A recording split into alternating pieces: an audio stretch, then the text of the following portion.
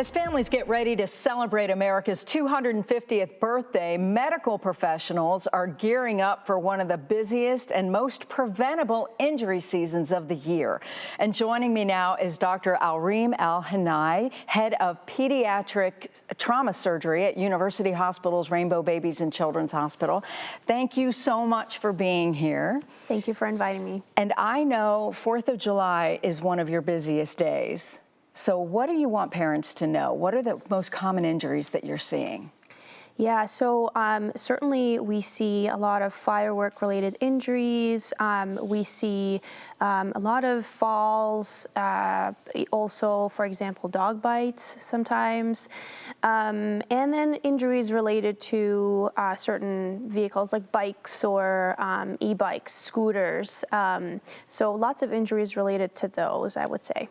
So what's your warning to parents? What should they keep in mind?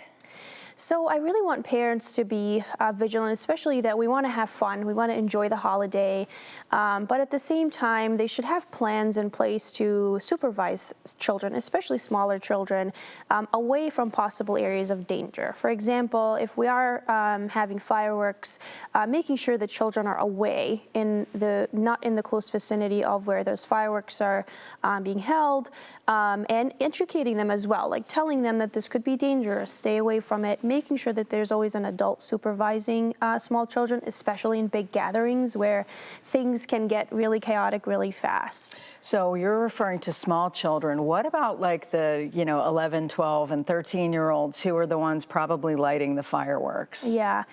My tendency as a healthcare provider is to say, avoid that as much as possible. However, if you have to do that, it always has to be under an adult supervision, even if it's an 11, 12, 13-year-old, that there's an adult that's there to supervise these children, make sure to minimize the injuries that they could get. What are the most common types of firework injuries that you see?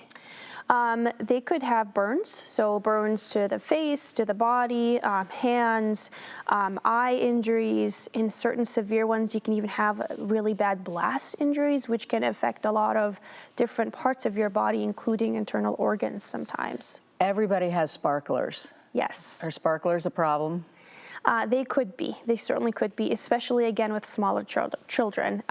So even if we are using sparklers, again, adult supervision, making sure someone's watching the small child and holding it and making sure that it doesn't get near to their face or their hands or that they're injuring someone else with it. I'm really glad you brought up the fact that dog bites are a common injury. Yes. Because a lot of people forget that the noise sets off animals, and that could be why, and a dog is stressed when he hears all that noise. Yeah. But what about the blast noise for kids? I can certainly, it could definitely affect hearing, I mean, similar to adults and kids, but especially for developing ears and hearing systems. If there are small children that are in the vicinity of really loud noises, it's always advisable to have like earmuffs or something to cover and minimize the impact of loud noises on their ears. What are you hoping you mentioned e-bikes and scooters and that sort of thing. What's your advice to parents relating to those?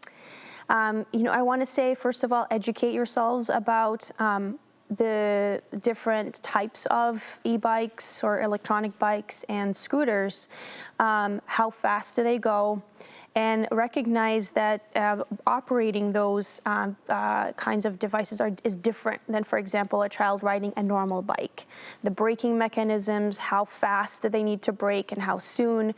Also, if children are using those in different areas, especially on a road, then they absolutely need to be educated about rules of the road and how to avoid crashes in other cars and things like that.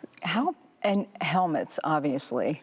Absolutely. So helmets are very important, whether it's an e-bike or a scooter or a bike. In fact, I want to say making sure that children wear helmets at all times if they are using any of those devices, making sure that the helmets are also well fitted. And there are a lot of resources online to make sure that the helmet is fitted to your child's head. And then for some devices, such as e-bikes, if they are going faster, for example, some of those can go up to 29 miles, 28 miles per hour. They may even need more advanced, like almost helmets that are designated for motorbikes and things like that to prevent injury. So look into that, I would say. That's great advice. All right, thank you so much. And let's wishing everybody happy birthday, America. Back to you guys.